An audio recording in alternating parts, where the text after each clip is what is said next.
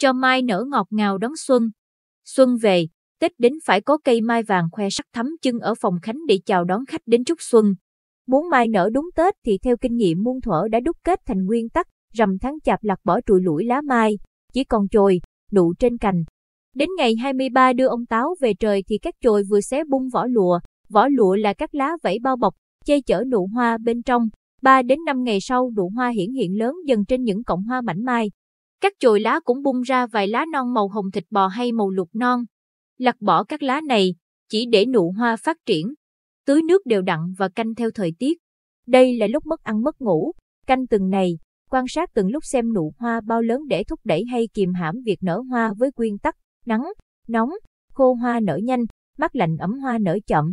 Vì vậy, thấy nụ hoa còn nhỏ hoặc thời tiết lạnh thì thúc nó mau to, nở lẹ bằng cách tưới nước nhiều, đưa cây ra nắng, đúng trưa nắng lại tưới nhỏ giọt ở gốc, phun sương sơ sài ở bộ lá. Sao cho nước tưới trở nên hầm nóng, giúp thúc nụ mai nở nhanh. Ngược lại, thấy nụ mai lớn quá thì hãm việc nở hoa sớm của nó lại bằng cách đưa vào chỗ mát hoặc che bớt nắng, tưới nước mát lạnh, tưới đẫm lúc sáng sớm khi mặt trời chưa lên cao và tưới vào chiều tối khi trời đã tắt nắng. Làm sao cho đến ngày 29 nhiều nụ hoa đã xé bao đài, để lộ hé màu vàng của cánh mai bên trong. Được như vậy thì sáng mồng một mai vàng đã rực rỡ nở rộ ở phòng khách, trực chờ đón khách đến chúc xuân. Khi lặt lá mai cũng nên lưu ý. Đối với những cây mai ghép nhiều màu, nhiều loại hoa thì có sự khác biệt về thời gian nở hoa, cho nên sẽ có cành lặt lá sau, tùy màu hoa, loại hoa ghép ở cành ấy. Các loại mai như mai trắng, mai cam, mai cúc nở xăm nên lặt lá chậm đi cỡ một ngày, ngày 16 tháng chạp. Mai huỳnh tỷ, mai dảo thường nở chậm hơn, nên lặt lá trước một ngày, ngày 14. Mai càng nhiều cánh, 120, 150 cánh, càng nở chậm nên càng phải lặt lá sớm.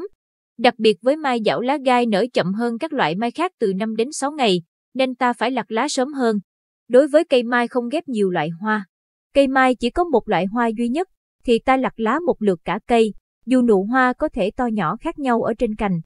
Khi nụ hoa không đều, có to có nhỏ thì ta lấy trung bình, tổng quát để đánh giá, từ đó, tính toán nên lặt lá toàn cây mai sớm hơn hay muộn hơn ngày 15 tháng chạp.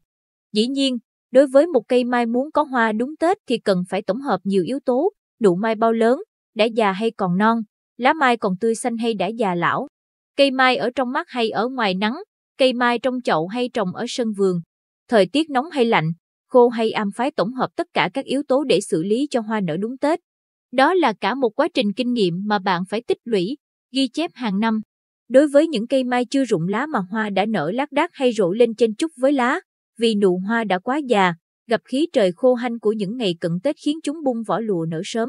Ta cứ để cho mai nở sớm thỏa thích, tưới nước giữ ẩm bình thường.